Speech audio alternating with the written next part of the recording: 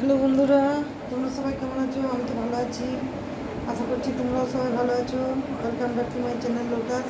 চ্যানেলটি যদি ভালো লাগে অবশ্যই লাইক শেয়ার সাবস্ক্রাইব করে দেবে। আমার ফেসবুক পেজ থেকে যারা দেখছো, পেজটা যদি ভালো লাগে তো অবশ্যই একটা লাইক করে দেবে। তো আজকে সন্ধ্যাবেলায় সেরকম কিছু কাজ ছিল না, ওই জন্য রান্নাঘরে চা করতে করতেও তোমাদের সাথে আমি করিনি, ইন্ট্রোটা দিইনি। ভাবলাম যে না, এখান থেকে একটু ইন্ট্রোটা দিইনি, আর তোমরা তাতে মানে ভালো হবে আর কি। আর প্ল্যানটা চলছে, আওয়াজ হয়তো তোমরা ঠিকমতো পাচ্ছ না, সাউন্ডটা স্লো যাচ্ছে, তো একটু কষ্ট করে দেখে নিও।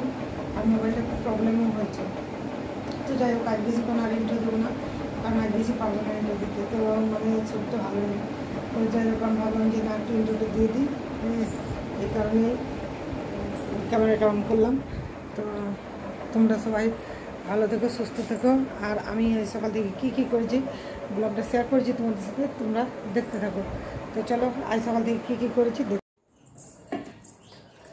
তো ফ্রেন্ডরা, গুড মর্নিং। সকাল থেকে তো শুরু হয়ে গেছে তোড়জোড়, হ্যাঁ, রান্নাবাড়ি।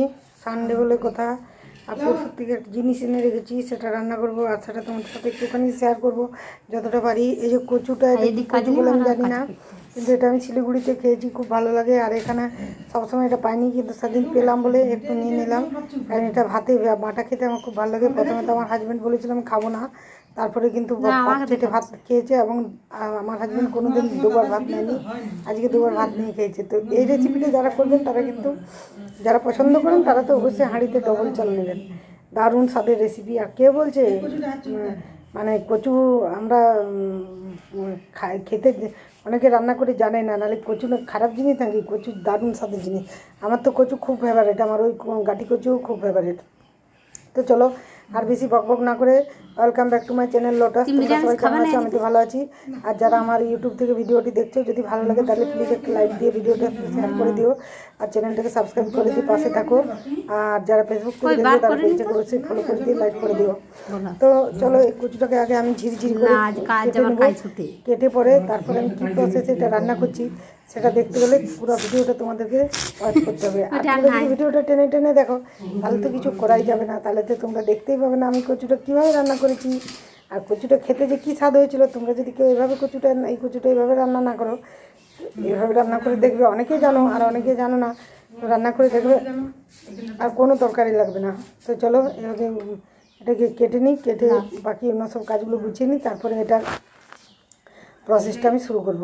তো এই যে কাটছিলাম, কাটাকাটি হলো, আর তারপরে এই যে শিল্পাটা পেতেছি, কিন্তু ভিডিওটা করতে পারবো না বন্ধুরা, কারণ পুটুস ঝামেলা করছে। যতটুকু পারি আর কি শিল্পাটা বাটছি কাঁচা লঙ্কা দিয়ে। তারপরে এই যে চলে এসেছি রান্নাঘরে। এটাতে একটা তরকারি ও মাছের কাজু প্রস্তুত করবো, তার জন্য ওটা পেঁয়াজ দিলাম। ওটা তোমার সাথে শেয়ার করিনি, ভিডিওটা বড়ো হয়ে যাবে বলে। তারপরে এই যে কড়াই তেল দিয়ে দিয়েছি, পরিমাণ মতো থেকে বেশি কালো জিরা দিয়েছি। কালো জিরা গন্ধটা খুব ভালো লাগে না বন্ধুরা? আমার খুব ভালো লাগে। কার কার আমার মতো কালো জিরা গন্ধ ভালো লাগে, এইসব ভাজাভাজির সাথে খেতে বলবে। আর রসুনটা আমি করে বেটে দিয়েছি, ও বললে করে এক, তো ঠিক আছে চালিয়ে নেওয়া যাবে, খারাপ হয়নি, ভালোই হয়েছিল খেতে, বাটা রসুন দিয়ে ভালোই লাগছিলো। তো কচুটা আমি শুধু লঙ্কা দিয়ে দিয়েছি, আর কিছু দিইনি এটাতে। তারপরে এই যে কালো জিরা দেওয়ার পরে ওই কাঁচা লঙ্কা কচুটা দিয়েছি, ওই জন্য তেলে কাঁচা লঙ্কা দিলাম না।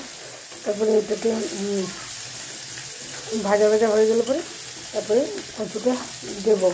তো বন্ধুরা, আমি কিছুটা ভিডিও শেয়ার করতে পারি, আমি সব ভিডিও শেয়ার করতে তোমার সাথে পারি না, তার কারণ আমার যখন যেমন হয় একটু ঝামেলা করলে আমি ভিডিও শেয়ার করতে পারি না। হ্যাঁ, ফোন কাড়িয়ে নেবে, মা কোলে নাও। হ্যাঁ, এই যে কচুটা বেটেছি একদম পুরো দেখো চালগুড়ির মতো হয়ে গেছে, মানে বাটাটা এত সুন্দর বেটেছি, বাটা হয়েছে।